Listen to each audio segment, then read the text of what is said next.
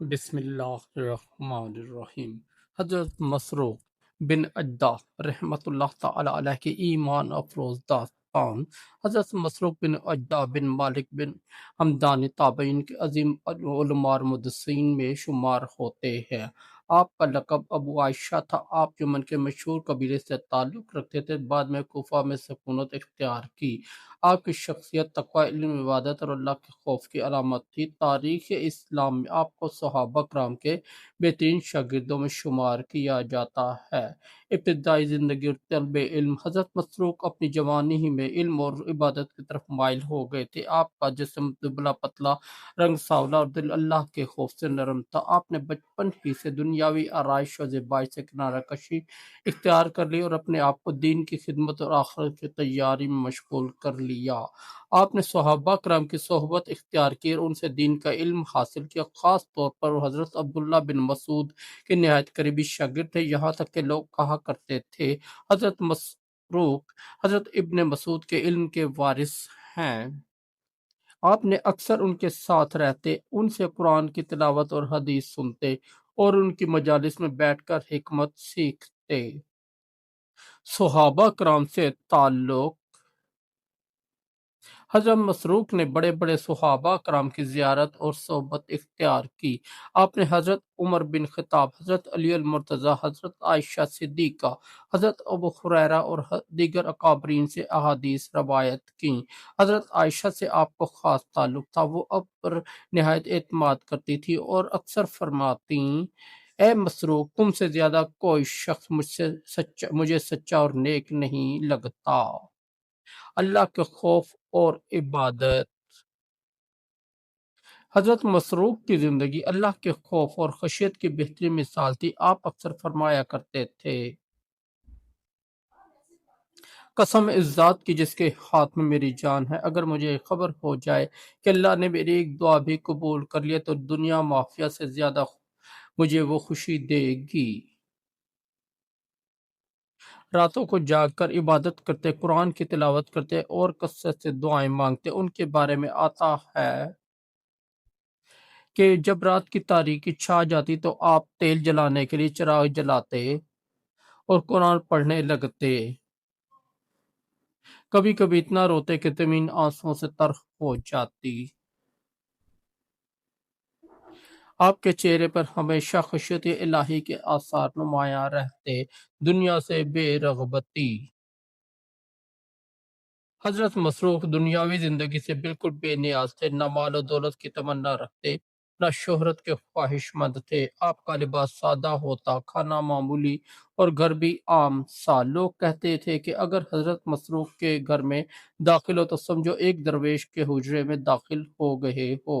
ایک مرتبہ کسی نے کہا، اے ابو عائشہ، آپ کے پاس نہ دولت ہے نہ مال، پھر آپ خوش کیسے رہتے ہو؟ انہوں نے مسکرا کر جواب دیا، ہمیں اللہ نے ایمان اور قرآن دے دیا ہے، یہ دولت اگر صحیح معنوں میں سمجھ لو تو دنیا کی سب دولت اس کے سامنے ہیچ ہے۔ انصاف اور حق گوئی۔ حضرت مسروق ہمیشہ حق بات کہتے اور عدل پر قائم رہتے، کسی بادشاہ یا طاقتور کے سامنے بھی کلمہ حق کہنے سے نہ گھبراتے۔ آپ کے زمانے میں بہت سے حکمران اور قاضی آپ کے فیصلوں سے متاثر ہوتے اور آپ کی بات کو دلیل مانتے۔ حضرت عائشہ رضی اللہ تعالی عنہا کے ساتھ ایک واقعہ۔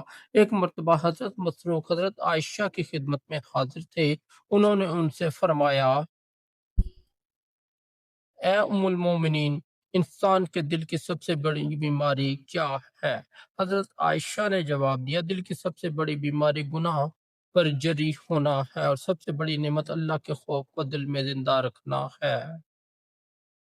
یہ نصیحت سن کر حضرت مسروق کئی دن روتے رہے اور فرمایا کرتے تھے، اگر انسان کے دل سے خوف نکل جائے تو پھر گناہ اس پر آسان ہو جاتا ہے اور یہی اس کی ہلاکت کا سبب بنتا ہے۔ علمی مقام۔ حضرت مسروق نہ صرف عبادت گزار اور زاہد تھے بلکہ بڑے عالم بھی تھے۔ آپ نے قرآن و حدیث کے ہزاروں مسائل یاد کر رکھے تھے۔